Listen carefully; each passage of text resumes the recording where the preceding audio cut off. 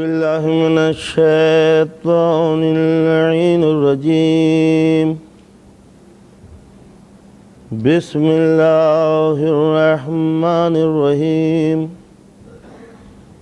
الحمد لله رب العالمين، والصلاة والسلام على أشرف الأنبياء والمرسلين، خاتم النبيين سيد الأولين والآخرين، شفيع المذنبين وأبي القاسم محمد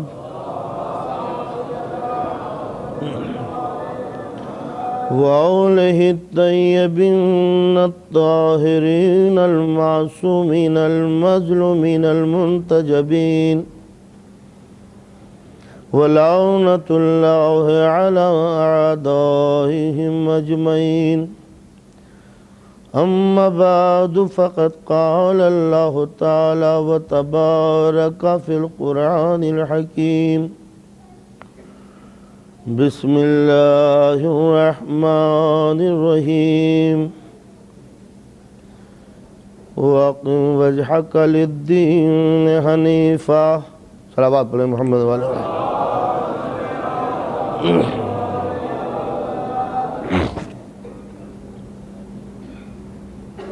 برادران ایمانی،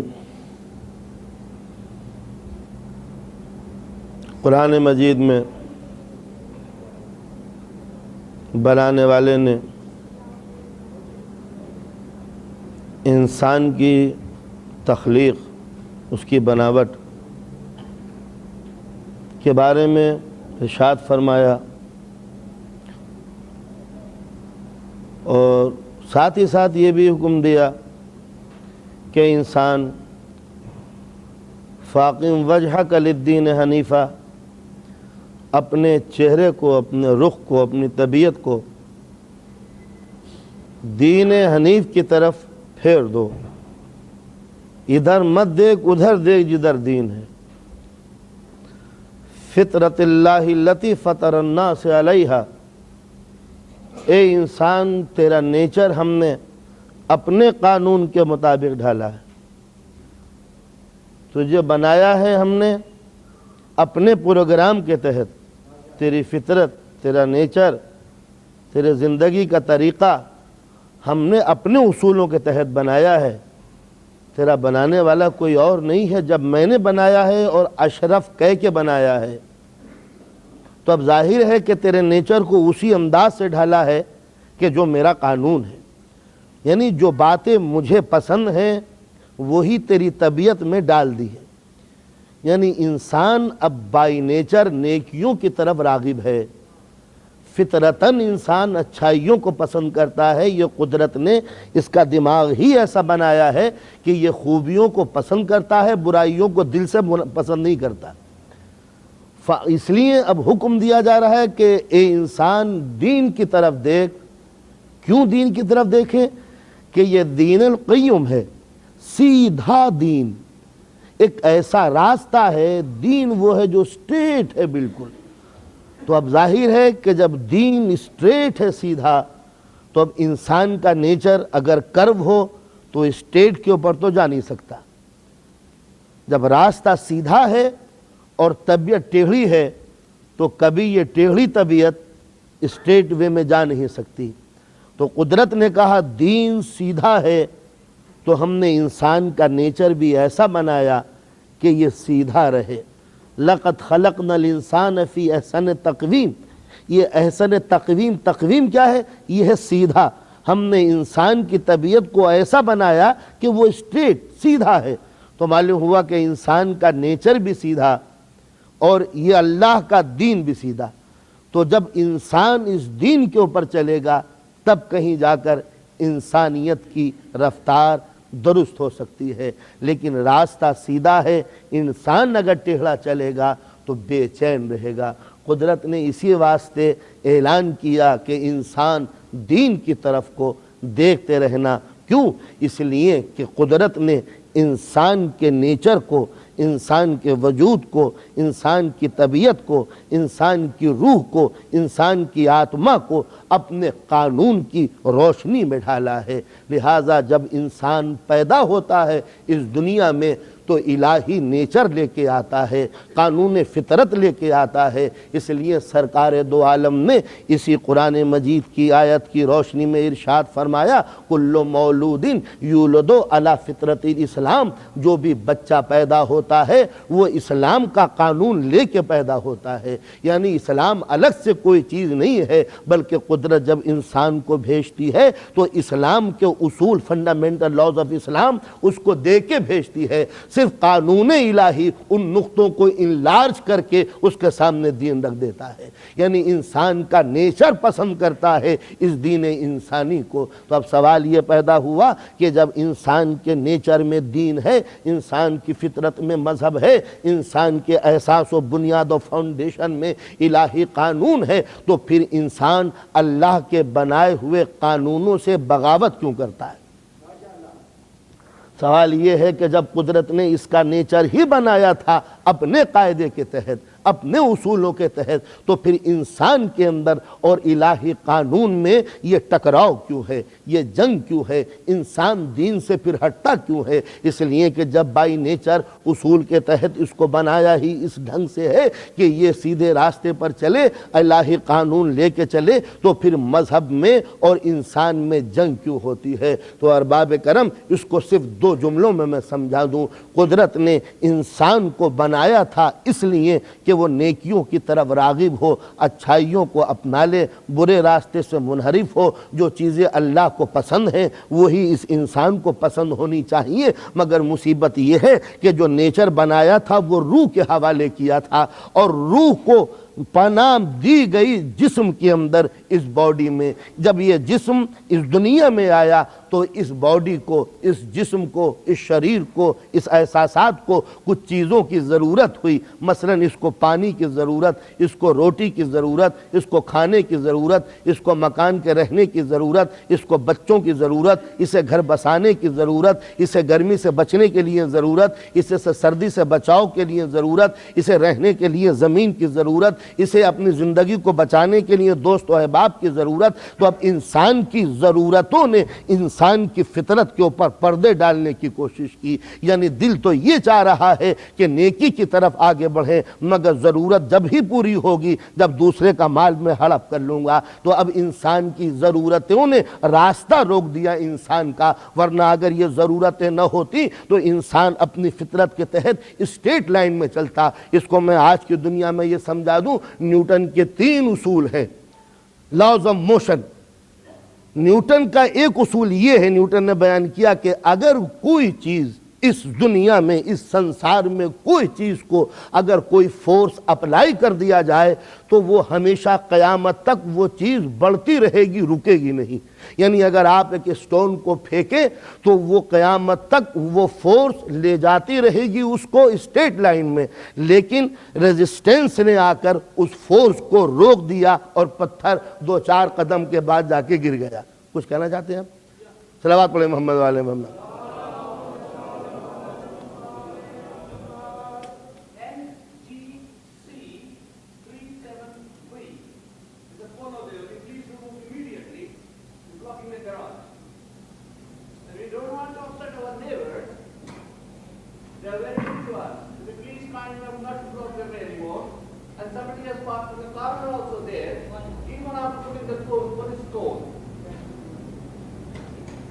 صلوات پڑھیں محمد والے میں۔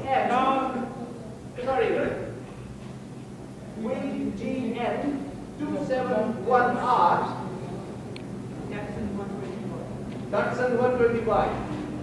Will you please remove your car immediately? We can't provide the halls and the car parks also for you people. I'm sorry for that.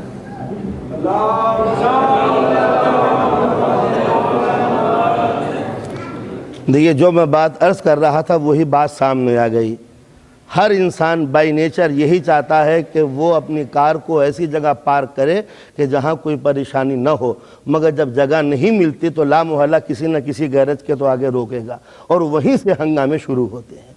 تو اب ظاہر ہے کہ جس طرح آج آپ آواز دے رہے ہیں کہ گاڑی کو ہٹائیے، اسلام بھی یہی آواز دیتا ہے کہ غیر کے حق میں جا کے کھڑے نہ ہو جائیے۔ صلوات پڑھیں محمد و آل محمد۔ تو میں آپ سے نیوٹن کے اس اصول حرکت کو، لاز آف موشن کا بیان کر رہا تھا۔ وہ یہ کہتا ہے کہ اگر کوئی پارٹیکل پر کوئی فورس اپلائی کی جائے، اگر کسی چیز کے اوپر فورس اپلائی کی جائے تو وہ چیز قیامت تک روٹیٹ کرتی رہے گی، رن کرتی رہے گی، لیکن یہ روٹیشن رک جاتا ہے کچھ ریزسٹنس کی بنا پر۔ یا تو فورس آف گریویٹیشن اس کو روک دیتی ہے، یا راستے کا ریزسٹنس اس کو روک دیتا ہے۔ یعنی اگر یہ راستے کے ریزسٹنس نہ ہو تو وہ چیز بڑھتی ہی چلی جائے۔ آپ کی گاڑی ہے، اگر آپ نے اس کو اسٹارٹ کیا ہے تو وہ رکنے کا نام نہیں لے گی، مگر فورس آف گریویٹیشن اور زمین کے فرکشن اس کو روک دیتا ہے۔ یہی وجہ ہے کہ اگر یہ فورس ویکوم میں چھوڑ دیا جائے تو بائی فورس آف مومنٹم وہ چیز روٹیٹ کرتی چلی جاتی ہے اور رکنے کا نام نہیں لیتی۔ اسی انداز سے قدرت نے انسان کا نیچر بنایا ہے، اس کی فطرت، اس کی عادت، اس کی خصلت نیکیوں کی طرف راغب کی تھی۔ اگر یہ ریزسٹنس دنیا میں نہ ہوتا تو انسان اسٹیٹ وے میں روٹیٹ کرتا رہتا اور کبھی یہ خرابیوں کی طرف آگے نہ بڑھتا۔ یہ ریزسٹنس کیا ہے؟ یہ ہے بھوک، یہ ہے پیاس، یہ ہے سیکس، یہ ہے اولاد، یہ ہے گھر کی طمع، یہ ہے کھیت کی آرزو، یہ ہے باغ لگانے کی تمنا۔ جب انسان بھوکا ہوگا اس کو 2 روٹیوں کی ضرورت ہے، لیکن اگر وہ 2 روٹیاں حاصل نہ کر پائے گا تو اب وہ سوچے گا کہ کسی دوسرے کی روٹی کو حاصل کر لوں۔ تو گویا فطرت میں تو اس کے کوئی خرابی نہ تھی، مگر عادت نے، اس کی ضرورت نے اس کی فطرت کے اوپر پہرے بٹھا دیے۔ دل یہی چاہتا تھا کہ میں نیکیاں حاصل کروں، مگر انسان کی غرض اتنی اندھی بن گئی کہ نیکیوں کے آگے وہ خود ہی سد راہ ہو گیا، جس کا نتیجہ یہ ہوا کہ ایک طرف ڈیمانڈ یہ کہہ رہی ہے کہ حاصل کر، اور ایک طرف ضمیر یہ کہہ رہا ہے کہ اس کام کو نہ کر۔ نتیجہ یہ ہوتا ہے جب انسان جرم کی منزل پر پہلی مرتبہ قدم رکھتا ہے تو جس وقت جرم کرنے کے لیے ہاتھ آگے بڑھاتا ہے تو وہ کون سی شکتی ہے، وہ کون سی طاقت ہے، وہ کون سا پاور ہے جو پیشانی پہ پسینہ آ جاتا ہے، پیروں میں لڑکڑاہٹ پیدا ہو جاتی ہے، دل میں گھبراہٹ پیدا ہو رہی ہے۔ سوال یہ ہے کہ ہاتھ اختیار تمہارا ہے، جو چاہے کر لو، لیکن جب انسان نیکی کرتا ہے تو خوشی سے بڑھتا چلا جاتا ہے، جب برائی کرتا ہے تو گھبرانے لگتا ہے۔ یہ گھبرانا کیا ہے؟ یہ نیچر کے خلاف ایک وار ہے جو انسان کے دل کے اندر پیدا ہو رہی ہے۔ ضرورت کہہ رہی ہے کہ آگے بڑھ جاؤ، اور نیچر کہہ رہا ہے کہ میں نے تجھ کو اس کام کے لیے نہیں بلایا۔ یہی وجہ ہے کہ جب انسان گناہ کرتا ہے تو پریشان رہتا ہے۔ گناہ کرنے کے بعد آدمی نادم کیوں ہوتا ہے؟ کیوں؟ اس لیے کہ فطرت کے خلاف اس نے کام کیا ہے، تو دل کی عدالت اس کو مجرم قرار دیتی ہے۔ چاہے کسی بھی مذہب کا آدمی ہو، کسی بھی ملک کا آدمی ہو، کسی بھی کلچر آف سیولائزیشن کا آدمی ہو، کسی بھی پیریڈ کا آدمی ہو، جب انسان جرم کرتا ہے تو پریشانی ہوتی ہے۔ جرم کا احساس اس کے پیروں میں لڑکڑاہٹ پیدا کر دیتا ہے۔ فرض کیجئے رات کی تاریکی، اندھیرا ہے، ڈارکنیس ہے، آپ اپنے گھر میں چلے جا رہے ہیں، بڑے شام سے آپ بیل بجائیں گے، بیل کے بعد بھی کوئی نہ اٹھا تو زور سے دروازہ کو کھٹکھٹائیں گے، اس کے بعد بھی اگر کوئی نہ اٹھا تو چیخیں گے۔ تو انصاف سے بتائیے آپ کے دل میں کوئی پشیمانی ہوئی، کوئی ندامت ہوئی، کوئی ڈر ہوا، کوئی خوف ہوا؟ خوف یہ کیوں نہیں ہوا؟ اس لیے کہ احساس ہے کہ میں حق پر ہوں، لہذا جب حق پر ہوں تو اس کا اظہار بھی بڑی آسانی سے کرتا ہے۔ مگر اندھیرا ہے، مکان آپ کا نہیں ہے، مکان کسی اور کا ہے۔ اب جو آپ آئیں گے تو یہ سوچیں گے کہیں آہٹ نہ ہو جائے، کہیں آواز نہ پیدا ہو، کہیں میری آمد کو کوئی سن نہ لے، میرے آنے کو کوئی دیکھ نہ لے۔ بیل نہیں بجائیں گے، بیک ڈور سے آنے کی کوشش کریں گے، دروازہ بند ہوگا تو دیوار پھاڑنے کی کوشش کریں گے، لیکن پھر بھی گھبراہٹ ہوگی۔ ادھر اندر سے کوئی بچہ چیخا اور آپ بھاگے۔ انصاف سے بتائیے، آج جگانے کے لیے آئے ہیں، لیکن اندر اگر کوئی جاگ گیا تو آپ بھاگ جاتے ہیں۔ ان دونوں میں فرق کیا ہوا؟ بات صرف یہ ہے کہ جب آپ نیکیوں کی طرف بڑھ رہے تھے تو ضمیر قوی تھا، جب برائی کی طرف بڑھ رہے تھے تو ضمیر کمزور ہو گیا۔ یہ ہے وہ بنیادی بات کہ ہر جرم کے بعد انسان کے دل میں جو یہ کنشس جو ہے نا، جو گلٹی فیل کرتا ہے، یہ کیوں کرتا ہے؟ اس لیے کہ قدرت نے انسان کو بنایا تھا نیکیوں کی طرف، اور جب انسان کی ڈیمانڈز، انسان کی وانٹ، اس کی ول، اس کی غرض، اس کی ضرورتیں اسے غلط راستے کے اوپر لے چلی تو روح کے اندر اور ضرورتوں میں ٹکراؤ پیدا ہوتا ہے۔ اسی فرشن سے آدمی پریشانی، پشیمانی، گھبراہٹ، الجھن، کمزوری محسوس کرتا ہے۔ یہ انسانوں ہی میں نہیں، جانوروں کے اندر بھی یہ چیز پائی جاتی ہے۔ آپ نے اگر کبھی کنٹری سائیڈ میں آپ گئے ہوں گے، آپ نے دیکھا ہوگا کہ کائٹ چیل اڑتی چلی جا رہی ہے، بھاگ رہی ہے، خوفزدہ ہے، اور چھوٹی سی برڈ اس کا پیچھا کرتی چلی جا رہی ہے۔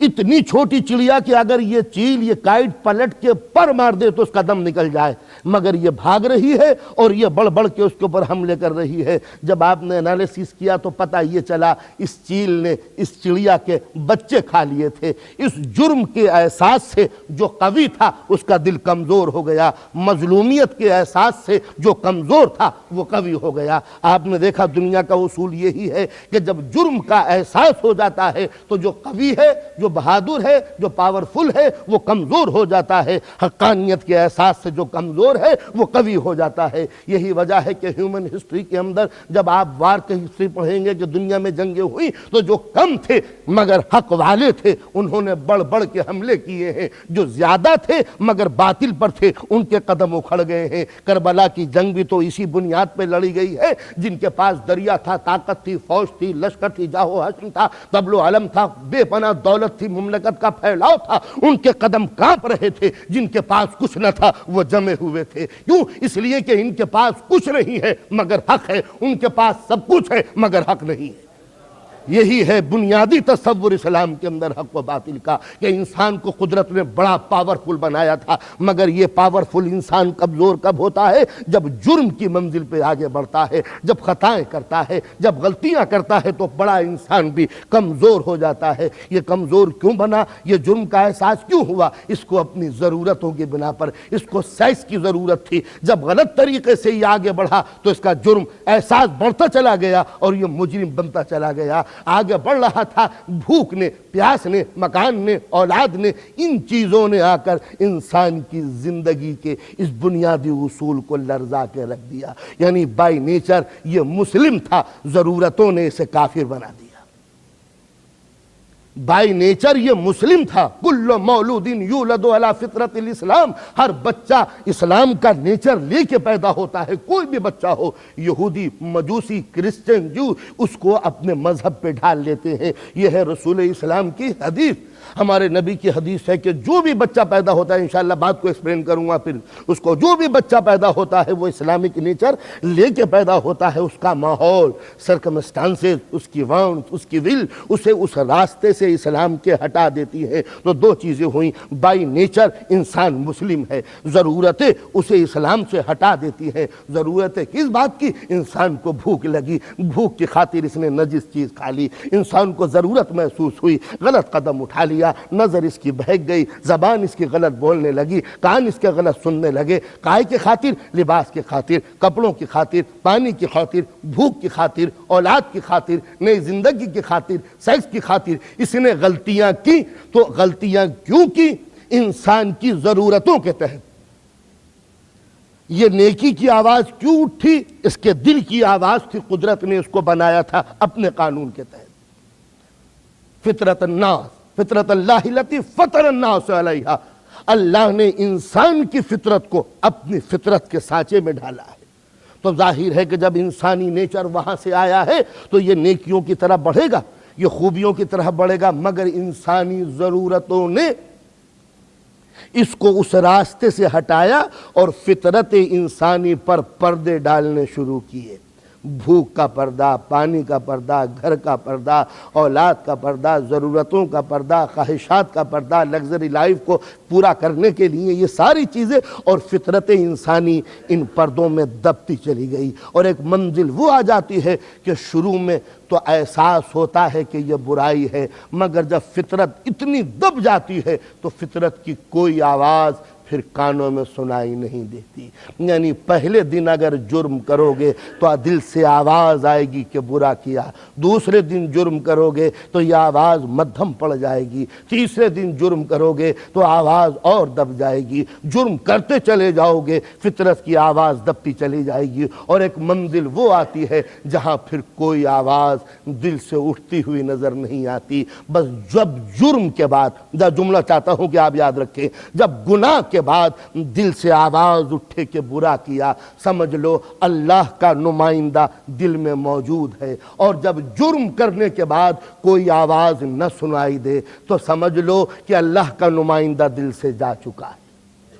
اس کی مثال دے دوں، دو ملک ہیں، دونوں میں سمبند بڑے اچھے ہیں، دونوں کے تعلقات بڑے اچھے ہیں، ریلیشن بڑا پیارا ہے، دونوں میں جھگڑا شروع ہوا، تعلقات خراب ہوئے تو اس کا ایمبیسیڈر اس کے ملک میں ہے، اس کا سفیر اس کے ملک میں ہے، اس ایمبیسیڈر نے احتجاج کیا، تمہارے ملک کے سپاہی ہمارے سرحدوں میں آ گئے، پھر اس نے احتجاج کیا، دیکھو تم نے حملہ کر دیا، دیکھو تمہارے ایئر فورس ہمارے ایریے میں آ گئی، تو یہ ایمبیسیڈر کی آواز بلند ہوتی رہتی ہے کب تک؟ جب تک کہ جھگڑے معمولی ہوتے ہیں، لیکن جب جھگڑے زیادہ بڑھ جاتے ہیں تو سفارت خانے بند ہو جاتے ہیں، ایمبیسی بند ہو جاتی ہے۔ کیا مطلب؟ کہ اب تمہارا ہمارا کوئی ریلیشن اب باقی نہیں رہا، بس انسانیت کے اس قصر عظیم میں، اس مملکت جسم انسانی میں اس کا سفارت خانہ کھلا ہوا ہے، جہاں اس کا ضمیر ایمبیسیڈر بنا ہوا ہے، جہاں اس کا سفیر اس دل کے قصر میں بیٹھا ہوا ہے۔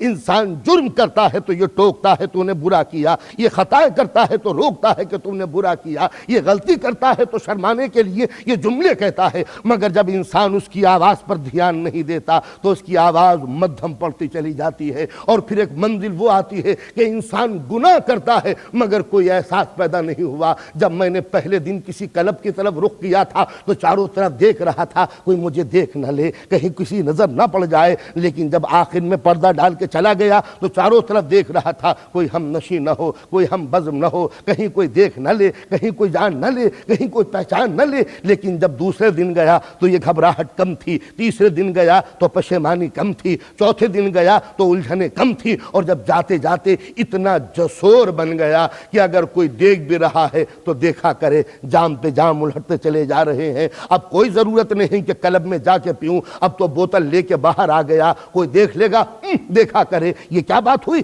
کہ فطرت کی آواز کو میں نے اپنی برائیوں سے اتنا دبا دیا کہ اب کوئی آواز نظر نہیں آتی۔ بس دوستو، جب تک جرم کے بعد آواز نظر آئے تو سمجھ لو کہ خدا کا نمائندہ کوئی موجود ہے۔ آج آپ سمجھے کہ امام کی دنیا میں ضرورت کیوں ہے؟ اگر امام نہ ہو تو دل کی آواز کیسے اٹھے؟ بہت سے کہتے ہیں کہ آخر اس دنیا کے اندر امام کی ضرورت کیوں ہے؟ کیا آ جائیے جناب، ایک سیکنڈ میں آ جائیے جلدی سے، ورنہ میرا سلسلہ رک جائے گا۔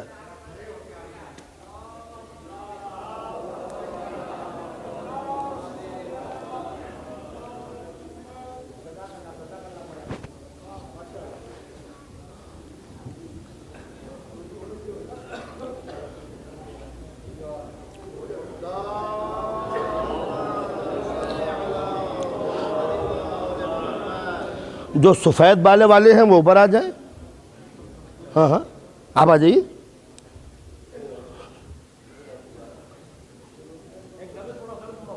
ہاں ضرور۔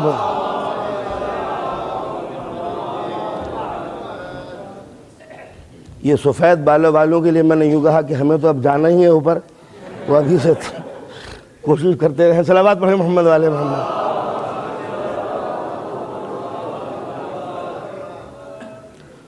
تو آپ نے اندازہ لگایا کہ سوال یہ پیدا ہوتا ہے کہ ہمارے امام جو پردہ غیب میں ہے تو آخر ان کی ضرورت کیا ہے؟ میں یہ کہتا ہوں کہ جو دل سے آواز اٹھتی ہے کہ تو نے برا کیا، یہ کس کی آواز ہو سکتی ہے؟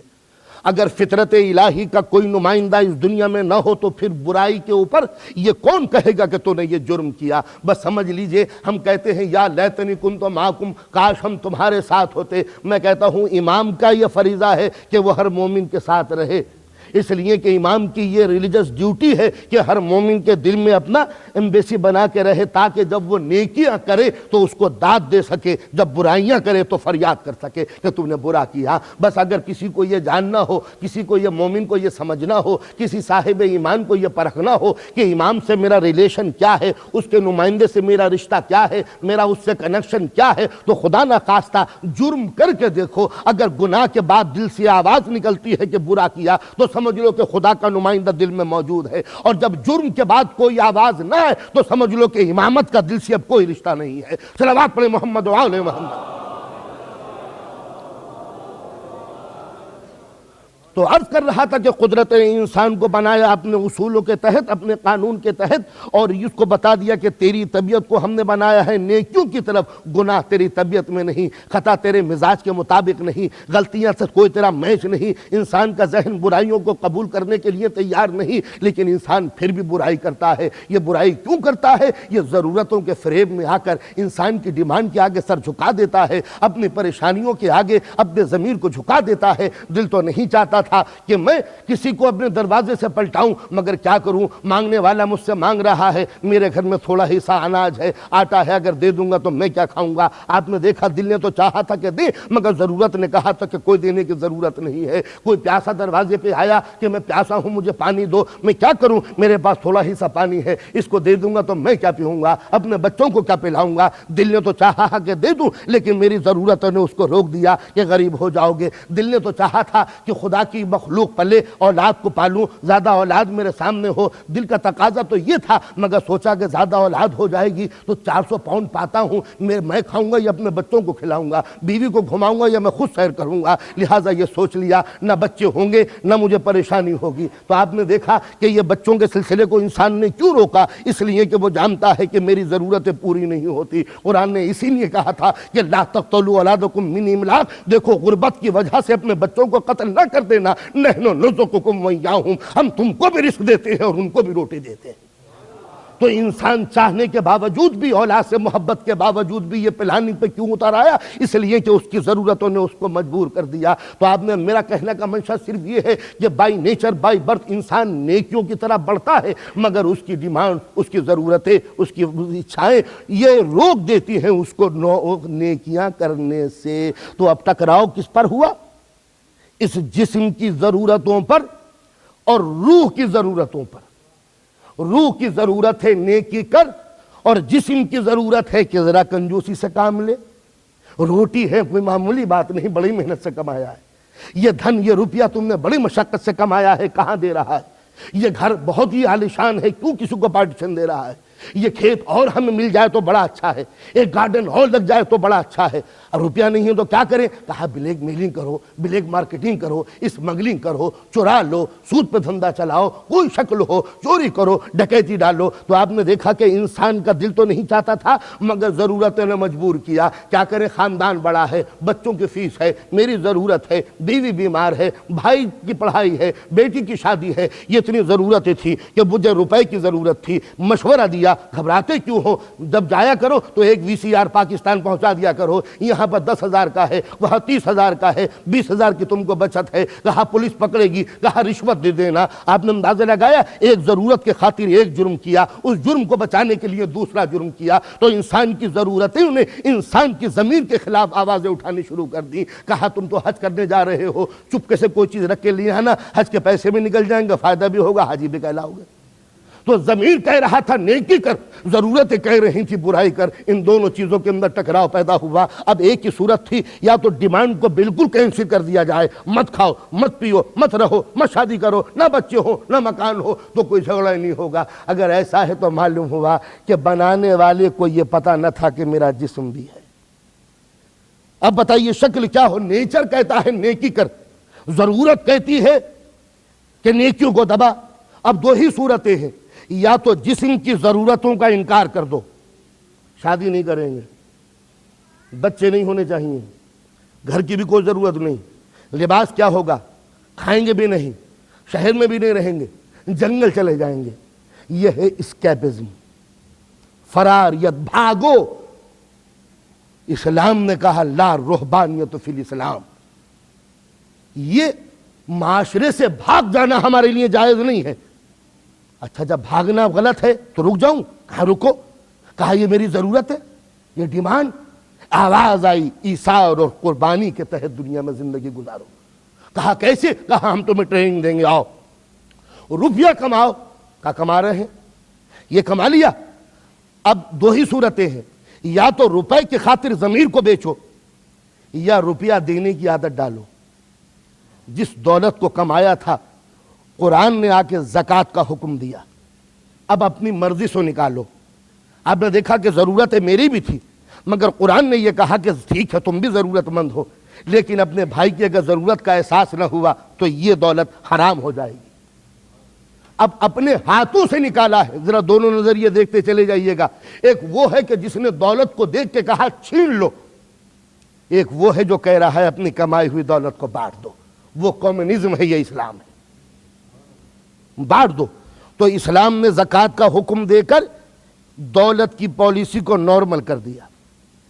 دولت محنت سے کماؤ، دولت کا انکار نہیں کرتے ہم۔ اسلام میں دولت بری چیز نہیں ہے۔ وہ مذہب اور ہوں گے جنہوں نے دولت کو مایا کا جال کہا تھا، وہ اور دھرم ہوں گے جنہوں نے دولت کو برا کہا تھا۔ اسلام دولت کو برا نہیں کہتا، دولت کے غلط طریقے کو برا کہتا ہے۔ گویا دولت اس طرح کماؤ، محنت کرو، صبح کو اٹھو، دھندے پہ جاؤ، رزق کے 100 حصے، سرکار دو عالم کی حدیث ہے، رزق کے 100 حصے، 90 حصے بزنس میں، 9 حصے کلٹیویشن، 1 حصہ سروس۔ 100 حصے، 90 بزنس، 9 ایگریکلچر، 1 سروس۔ تو اگر اسلام میں دولت کا حاصل کرنا برا ہوتا تو اسلام یہ کہہ دیتا کہ بزنس مین نہ بننا، اس لیے کہ مالدار ہو جاؤ گے جو بہت بری بات ہے۔ تو سرکار دو عالم نے خود بزنس کر کے بتا دیا کہ اگر دولت کا کمانا برا ہوتا تو میں تجارت کیوں کرتا۔ تو معلوم ہوا کہ اسلام میں دولت کا کمانا غلط نہیں ہے، ضروری ہے مسلمان کی آبرو کے لیے کہ تمہارے پاس اللہ کی نعمتیں نہ ہوں گی تو اور کس پر ہوں گی۔ قدرت یہ کبھی نہیں چاہتی کہ تم بری حالت میں رہو، اچھا پہنو، اچھا کھاؤ، اچھے مکان میں رہو۔ وہ ساری حدیثیں آپ کے سامنے ہوں گی۔ حضور فرماتے ہیں کہ تمہارے سواری کا جانور اتنا شاندار ہو کہ جس راستے سے گزر جاؤ دنیا کی نگاہیں دیکھتی رہ جائیں۔ تو اگر کل گھوڑا قابل تعریف تھا تو آج کار اس کی جگہ پر ہے۔ یعنی اسی حدیث کو اگر اس زمانے میں فل اپ کیا جائے تو یوں ہوگا کہ تمہارے پاس اتنی فرسٹ کلاس کار ہو کہ جس روڈ سے گزرے چلنے والے اپنا اسٹرنگ چلانا بھول جائیں کہ کون سی گاڑی تھی جو گزر گئی۔ تمہارا لباس اتنا عالیشان ہو، حضور کی حدیث ہے کہ جس سوسائٹی میں جاؤ دنیا حیرت سے دیکھے۔ فرماتے ہیں جیسے حسین چہرے پر تل، اسی طرح ہر سوسائٹی میں مسلم۔ تو اگر یہ اچھا لباس پہننا برا ہوتا تو اسلام کیوں حکم دیتا سر میں تیل لگاؤ، آنکھوں میں سرما لگاؤ، مسواک کرو، اچھا لباس پہنو، سینٹ و خوشبو لگاؤ، نئے کپڑے پہن کے جاؤ؟ یہ کیوں تھا؟ اس لیے کہ سوسائٹی میں تم عزت کی زندگی گزار سکو۔ کسی نے ایک مرتبہ امام جعفر صادق علیہ السلام کے جسم پر اچھا لباس پہنا، اچھا لباس دیکھ کے کہتے ہیں کہ سبحان اللہ، کہا آپ کے جد کی تعلیم اور کہا آپ کی تعلیم؟ تو آپ نے یہی فرمایا تم نے اسلام کو غلط سمجھا۔ اسلام کبھی جین کی پھٹی ہوئی پینٹ پہننے کے لیے نہیں آیا تھا کہ صاحب فیشن ہے کہ اس کو پھاڑا جائے۔ اسلام یہی ہے، وہ کرو لائن، سیدھا سیدھا چلتے جب ٹیڑھا ہو جاتا ہے تو یہی ہے کہ اچھا پہنتے پہنتے اب ذرا پھاڑنے لگے، نہیں لے کے آئے اس کو کھینچ رہے ہیں، کیا ہوا کہ ذرا فیشن چل رہا ہے۔ یہی ہے وہ کرو تھنکنگ۔ اسٹیٹ تھنکنگ وہی ہے کہ اللہ نے جو نعمتیں دی ہیں تم اس کا استعمال کرو۔ اسلام میں کنجوسی کو برا بتایا۔ کنجوس کے متعلق کہتے ہیں امیر المومنین السلام کا فرمانا ہے کہ کنجوس پر مجھے ہنسی آتی ہے، کنجوس پر مجھے ہنسی آتی ہے کہ یہ دنیا میں جیتا ہے غریبوں کی طرح اور آخرت میں حساب دے گا رئیسوں کی طرح۔ کیا بات کہی ہے، قسم خدا کی ذرا سوچئے۔ یعنی کتنا بیوقوف ہے کہ دنیا میں جیا غریبوں کی طرح، اور آپ جو خدا کے گھر پہنچا انہوں نے کہا صاحب وہ 1 لاکھ کیا تھے اور وہ 10 لاکھ اور وہ 5 لاکھ، تو وہاں لاکھوں کی باتیں ہوں گی اور یہاں صرف باتوں کی باتیں تھیں۔ مولا فرماتے ہیں کہ یہ کنجوس دولت پر بیٹھا ہوا وہ محافظ ہے، وہ سانپ ہے کہ یہ اس کی سروس تو کرتا ہے مگر اس سے تنخواہ نہیں لیتا۔ ایسا فری کا نوکر دولت کے اوپر بیٹھا ہے بیچارہ، خرچ نہیں کرتا، تالے لگائے ہوئے اس کے اوپر، ساری رات جاگ رہا ہے کوئی لے نہ لے۔ تو ہم نے لگا ہے کہ یہ وہ مزدور ہے کہ جو خدمت تو کرتا ہے مگر پھر مزدوری اس سے نہیں لیتا اس سے۔ تو اسلام میں حکم ہے کہ دیکھو بخل نہ کرنا، کنجوسی نہ کرنا، اللہ نے جو تم کو نعمت دی ہے اس نعمت کا اظہار کرو۔ نعمت کا اظہار کیا؟ کہ اگر اللہ نے آپ کو بہترین قسم کے پیسے دیے ہیں تو بنگلہ خریدو، بہترین قسم کا مکان خریدو، اچھی دکان خریدو، اچھی کار لو، اچھی غذا کھاؤ۔ آخر یہ اچھی غذائیں کیا کافروں کے لیے، مومن کے لیے؟ جب قرآن یہ کہہ رہا ہے کہ خلق لکم ما فی الارض جمیعا، جو کچھ بھی نعمتیں ہیں سب تمہارے لیے ہیں، تو آخر یہ بہترین قسم کی جو غذائیں ہیں، ریچ فوڈ، یہ کن کے لیے ہیں؟ تو قدرت اپنے مومن کو نہ دے گی تو کسی کافر کو دے گی؟ تو اب ظاہر ہے کہ اسلامی نقطہ نظر یہ تھا کہ تم اچھی زندگی گزارو، بالکل، لیکن یاد رکھو یہ دولت کے سیلاب میں کہیں قارون نہ بن جانا، اس لیے کہ دولت اگر غلط طریقے سے بہتی ہے تو انسان قارون بنتا ہے۔ تو دولت تو کماؤ لیکن ڈھنگ خرچ کرنے کے ہم سے سیکھو۔ یعنی ایک ہی دولت ہے، اگر غلط پالیسی پہ چلا تو قارون ہے، سیدھی پالیسی پہ چلی تو ختیجہ ہے۔ وہ لعنت کا مقام ہے، یہ عزت کی منزل ہے۔ صلوات پڑھیں محمد و آل محمد۔ تو ہر وہ ڈیمانڈ، ہر وہ چیز جو ریزسٹنٹ تھا روح کی ویلوسٹی کے لیے، قدرت نے اس کو نارمل سپیڈ میں لانے کے لیے ایک حکم دے دیا تاکہ انسان اسٹیٹ تھنکنگ کر کے اپنے زندگی کو صراط مستقیم کے لائق بنا سکے۔ اب ایک ایک چیز کو آپ دیتے چلے جائیں، دولت کماؤ لیکن خرچ کرنے کی عادت بھی ڈالو۔ زکوٰۃ، خیرات، خمس، فطرہ، صدقہ، یہ ساری چیزیں کیا ہیں؟ کہا حقوق ادا کرو، حق ادا کرو غیروں کے، زکوٰۃ دو، خمس ادا کرو، فطرہ دو، صدقہ دو، یہ سب کچھ دے لیا۔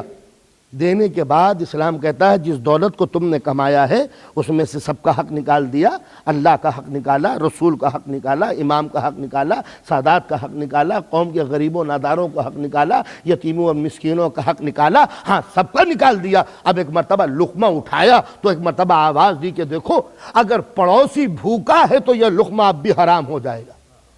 یعنی ساری ڈیمانڈ چیزیں نکالنے کے بعد بھی اگر میرا پڑوسی بھوکا ہے تو یہ لقمہ حرام ہو جائے گا۔ ایک وہ تعلیم ہے کہ کہیں سے بھی حاصل کر لو تمہیں اس سے کیا مطلب، اور ایک وہ ہے کہ سب کو دینے کے بعد بھی اگر تمہارا پڑوسی بھوکا ہے تو یہ لقمہ حرام ہے۔ آپ نے احساس کیا کہ بات کیا ہو گئی؟ یہ نہیں کہا کہ اگر مسلم بھوکا ہے تو لقمہ حرام ہے، یہ نہیں کہا کہ مولوی بھوکا ہے تو لقمہ حرام ہے، حکم ہے کہ اگر پڑوسی بھوکا ہے تو مسلم کے لیے ضروری ہے کہ کلمہ پڑھے، مولوی کے لیے ضروری ہے کہ داڑھی رکھے، بھائی کے لیے ضروری ہے کہ رشتہ ہو، مگر پڑوسی کے لیے ضروری نہیں کہ مسلمان ہو۔ کافر بھی ہو سکتا ہے، مشرک بھی ہو سکتا ہے، بے دین بھی ہو سکتا ہے، ظالم بھی ہو سکتا ہے، یزید بھی ہو سکتا ہے، ابن ملجم بھی ہو سکتا ہے۔ تو اب ظاہر ہے کہ جب دشمن کو دینے کی عادت ڈالو گے تو اگر سر پہ ضربت بھی لگ جائے گی تو ابن مجرم کو شربت کا جام دے دو گے۔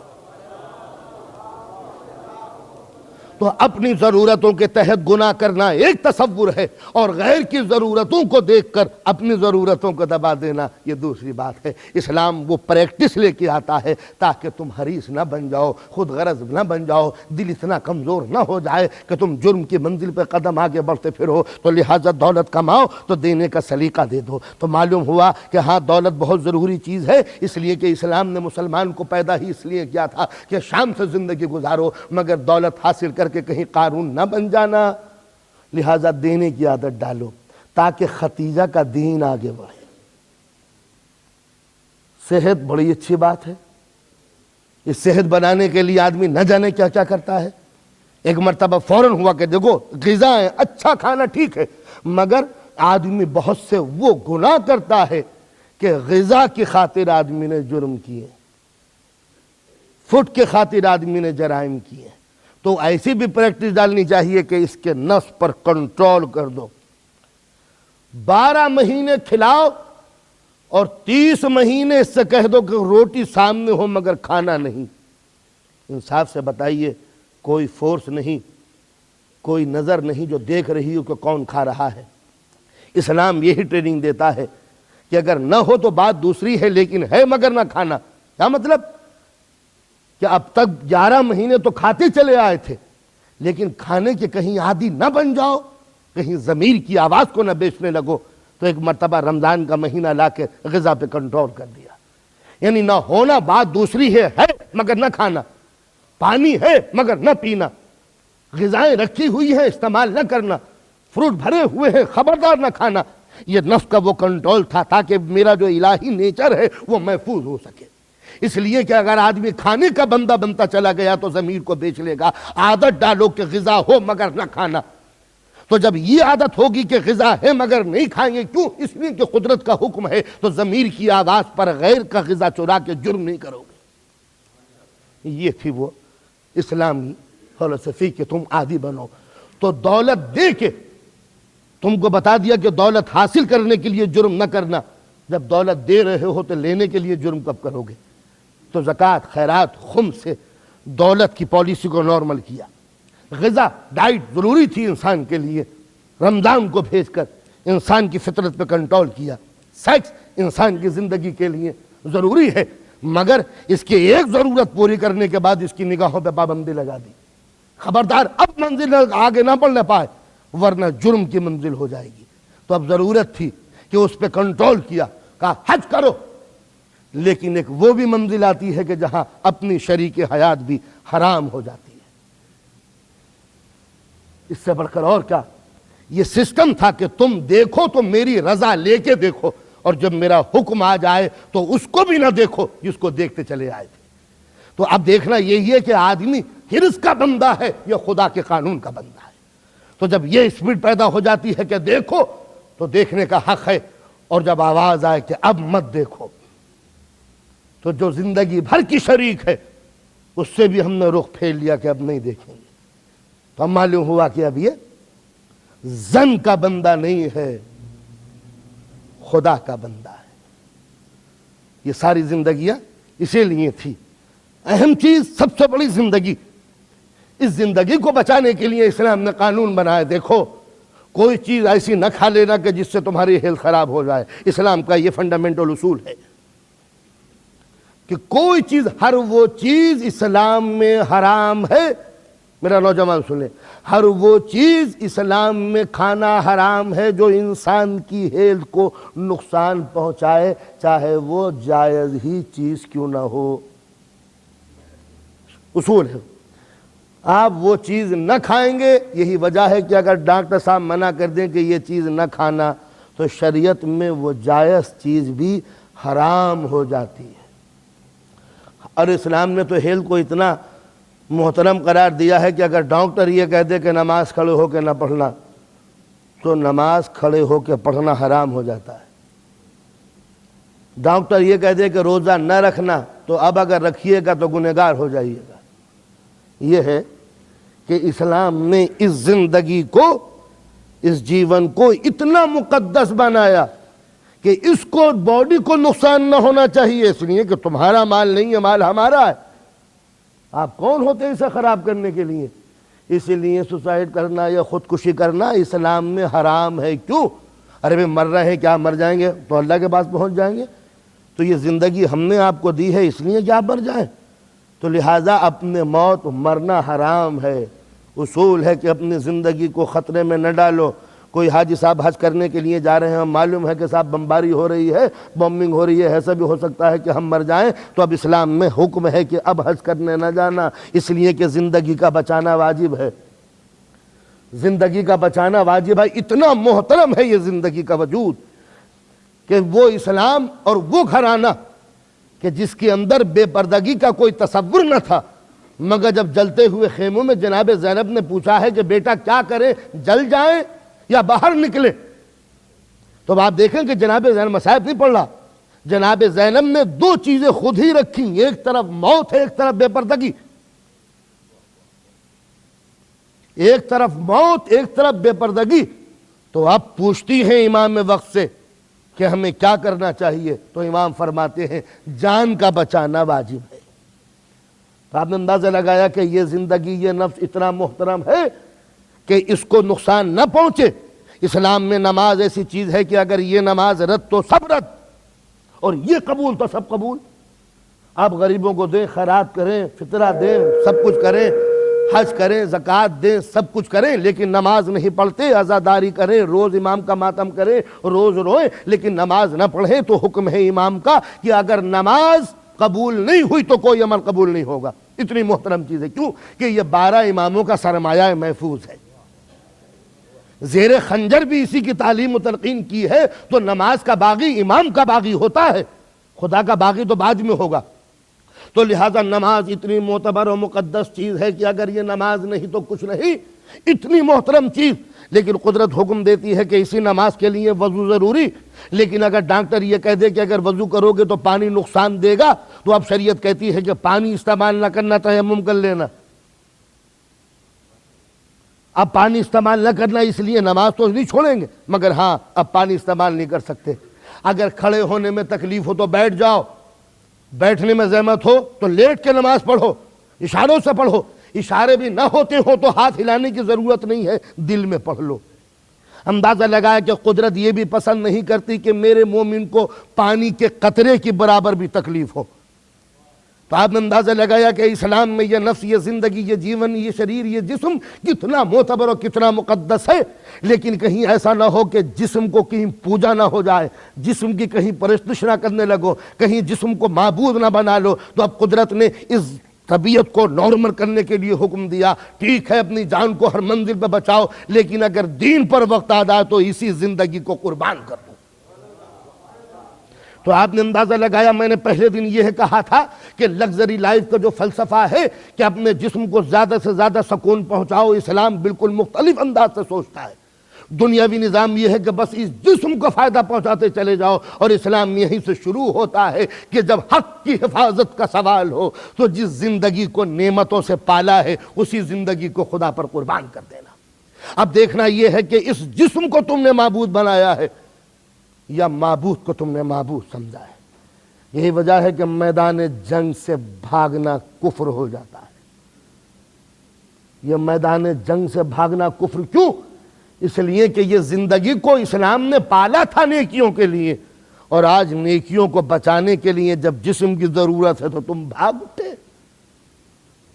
اسی لیے تو نبی نے پوچھا تھا, علی تم کیوں نہ بھاگے؟ تو علی نے یہی کہا تھا, مولا ایمان لا کے بھی کوئی کافر ہوتا ہے؟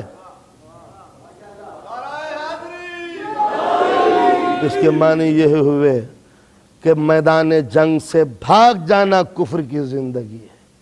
کیوں کفر کی زندگی ہے؟ کہ جس جسم کو قدرت نے پالا تھا, جب اس قدرت کے دین کو ضرورت ہوئی تو جسم بچا کے بھاگ نکلے. تو یاد رکھو یہ جسم اس لیے ہے کہ تمہاری روح زندہ رہے, اور جب روح ہی مردہ ہو جائے گی تو جسم میں بدبو پیدا ہو جائے گی. لہذا روح کے نظام کو, اسلام کے قیام کو بچانے کے لیے قربانی کی ضرورت ہے.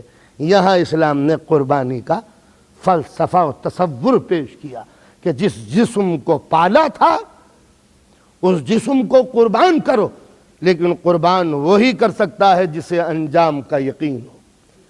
جتنا خدا کی عدالت پر یقین ہوتا چلا جائے گا, جتنا خدا کے عدل پر یقین ہوتا چلا جائے گا, انسان موت کی طرف اتنا ہی مطمئن ہوتا چلا جائے گا. فَتَمَنَّوُا الْمَوْتَ إِن كُنتُمْ صَادِقِينَ. سچے ہو تو پھر موت کی تمنا کرو. موت سے وہی بھاگے گا جسے اپنے اعمال پر شک ہوگا یا خدا کی عدالت پر یقین نہ ہوگا. جسے اپنے اعمال پر یقین ہے, جسے خدا کے نظام عدل پر بھروسہ ہے, وہ زندگی کو الجھن اور موت کو تبسم سمجھے گا. یہی وجہ ہے کہ بڑوں سے نہیں بچوں سے بھی پوچھو گے کہ موت کیا ہے تو وہ یہی کہیں گے شہد سے زیادہ میٹھی. یہ کون کہہ سکتا ہے؟ صرف وہی افراد, وہی فرد, وہی آدمی کہہ سکتے ہیں کہ جنہوں نے زندگی کے فلسفے کو, اسلام کی حقیقت کو, خدا کے احکام کو نگاہوں کے سامنے رکھا ہے. پھر ان کی نگاہوں کے سامنے زندگی کی کوئی اہمیت نہیں ہے. یعنی جس زندگی کی اہمیت تھی وہ اسلام میں آ کر اگر ضرورت پڑے تو پھر دین کو قربان کر دینا. یہی وجہ ہے کہ اسلام والوں کے نزدیک جب موت آئی تو مسکرانے لگے. اور اللہ کی قسم موت کی آنکھوں میں آنکھیں ڈال کر مسکراتے ہوئے ہم نے صرف محمد کے گھرانے کو دیکھا ہے۔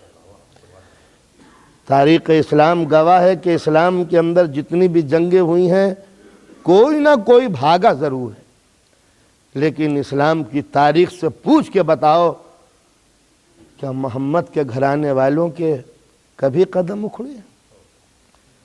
اگر کسی نے پوچھا ہے مولا علی ابن ابی طالب سے، مولا اگر مشرق سے مغرب تک، شمال سے جنوب تک، east and west, south and north, سب لشکری لشکر اور تم پہ کوئی حملہ کر دے تو ہم تمہیں کہاں پائیں؟ امام نے کہا جہاں چھوڑا تھا وہیں پانا۔ اس کے معنی یہ کہ دنیا اگر طاقت بھی بن جائے تو مومن کے ثبات قدم میں زلزلہ پیدا نہیں ہو سکتا۔ تو جب علی خدا کا شیر نہ ڈرا تو جو علی کے شیر ہوں گے وہ میدان کارزار سے کیا ڈریں گے؟ تو میں نے کل مسلم کی شہادت کا ذکر کیا تھا کہ وہ مسلم سفیر سرکار حسینی، وہ غریب مسلم جو کوفے کے بازاروں میں اکیلا تھا، کربلا کی مصیبتوں سے کہیں زیادہ عظیم مصیبت یہ جناب مسلم کے لیے تھی، جس کا آغاز، جس کی ابتدا کوفے سے شروع ہوئی، اور گویا یہ پہلا صدمہ تھا جو مولا کے دل پہ لگا۔ اب مسلم کی شہادت اور حسین کے یہ سفر رخصت، دونوں مصیبتیں ایک ساتھ آئیں۔ ارباب کرم، مولا کے دل پہ زخم لگا، مسلم جیسا بھائی جو دنیاوی رشتے کے اعتبار سے بہنوئی بھی تھا، یہ بہن کی بیوگی کا داغ مولا کی زندگی میں، عباس کی بہن بیوہ ہو جائے اور عباس کے ہاتھوں میں تلوار رہے، سوچئے عباس کے دل پہ کیا گزری۔ میں نے کل عرض کیا تھا کہ شیر کو معلوم ہوا ہے تو بہن کو پرسہ دینے کے لیے گئے، اور بہن نے یہی کہا بھیا تمہارے ہوتے ہوئے بہن کا سہاگ اجڑ گیا، بہن کا سہاگ اجڑ گیا۔ اور عباس نے جب قسم کھائی بہن تیرے سہاگ کی عظمت کی قسم، جب تک کہ کوفیوں سے بدلہ نہ لوں گا چین سے نہ بیٹھوں گا، تو عباس کے اس رستے ہوئے ناسور پر امام نے ہاتھ رکھ دیا، عباس صبر سے کام لینا۔ عباس کے دل پہ کیا گزری، مگر حکم امام یعنی غیظ و غضب اور حق اپنی جگہ پر، مگر جب اسلام نے کہہ دیا کہ چپ ہو جاؤ تو پھر عباس کی زبان سے ہم نے شکوہ نہ سمجھا۔ یہی ہے اسلام کا وہ اصول کہ انسان کے اپنے جذبات اپنی جگہ پر، مگر جب اسلام کا آرڈیننس آ جائے تو اب تم کو اپنا احساس زندہ رکھنا جائز نہیں ہے۔ عباس اطاعت گزار مولا کے ساتھ ساتھ، اور حسینی یہ قافلہ گرمی لوے دھوپ چھوٹے چھوٹے بچے حسین کے ساتھ، اور یہ کارواں آگے بڑھتا رہا۔ ایک منزل ایسی بھی آئی کہ امام کے سامنے حر کا 2000 کا لشکر سد راہ بن گیا۔ حر آگے بڑھا اور ایک مرتبہ امام کے گھوڑے پہ ہاتھ ڈال دیا، فرزند رسول آگے نہیں بڑھ سکتے۔ ابن زیاد کا حکم یہ ہے کہ یا تو بیعت کرو، اور اگر بیعت نہیں کرتے تو ہمارے ساتھ چلو، اب تم آزاد نہیں ہو، آزاد نہیں ہو۔ یہ جملہ تو کہہ دیا، مگر امام کی نگاہیں دیکھ رہی تھی کہ 2000 کا پیاسا لشکر، خود حر کے ہاتھوں میں اتنی توانائی نہ تھی کہ امام کے فرس پر ہاتھ ڈال دے۔ حکم کا بندہ حر یہ تو کہنے لگا کہ یا تو بیعت کرو یا ساتھ چلو، مگر تشنہ لب پیاسا دشمن کا لشکر، امام نے یہ بھی نہ دیکھا کہ یہ کس نے گستاخی کی۔ ایک مرتبہ امام کی نظر مڑی، زہیر قین دشمن کے کیمپ کا آدمی، ابھی ایمان لائے ہیں امام پر، نئے نئے ساتھی بنے ہیں، چپ سے آگے بڑھے، مولا کے کان میں جملہ کہا، مولا یہی وقت ہے حملہ کرنے کا، دشمن کی فوج پیاسی ہے، اگر اس وقت حملہ ہوا تو ہم کامیاب ہوں گے، اور اگر شام اور کوفے سے لشکر آنے لگا تو مشکل ہوگا، مولا دشمن پیاسا ہے۔ اور امام کہتے ہیں زہیر انسان پیاسا ہے، اسے پانی کی ضرورت ہے، آپریشن کی ضرورت نہیں ہے۔ امام نے یہ جملہ زہیر سے کہا اور پلٹ کر اب عباس کی طرف دیکھا، عباس پیاسے ہیں یہ سب، انہیں پانی پلا دے۔ میرے مولا علی اکبر بھی ہیں، ان سے پانی کے لیے کہا ہوتا، اور بھی ساتھی ہیں، ان سے پانی کے لیے کہا ہوتا۔ امام نے ابوالفضل عباس کے ہاتھوں میں پانی کا نظام دے کے بتا دیا کہ جو جتنا بہادر ہوتا ہے اتنا ہی سخی ہوتا ہے، لہٰذا اس محاذ پر عباس کو لگایا ہے۔ اب عباس جیسا سخی جو ساقی کوثر کا بیٹا ہو اور جب دشمن کو پانی پلانے کے لیے آگے بڑھے تو عجب منظر ہے دوستو، عباس بیچ میں ہے اور 2000 کا پیاسا لشکر عباس کو گھیرے ہوئے ہے۔ ذرا وہ منظر سوچنے کی بات کی، جہاں ہزاروں ہاتھ عباس کی طرف اٹھ رہے ہیں، عباس پانی، عباس پانی، عباس پانی۔ ایک روز محشر بھی یہی منظر ہوگا جب مولا کے چاروں طرف مومن ہوں گے، اب مولا پانی، مگر فرق ہے روز محشر مولا سے دوست پانی مانگیں گے، کربلا کے محشر میں عباس سے دشمن پانی مانگ رہے ہیں۔ دوستوں کو جام کوثر پلانا علی کا کام ہے اور دشمنوں کو اپنے حصے کا پانی پلانا یہ عباس کا کام ہے۔ اسی لیے تو عباس کا نام سقا پڑا۔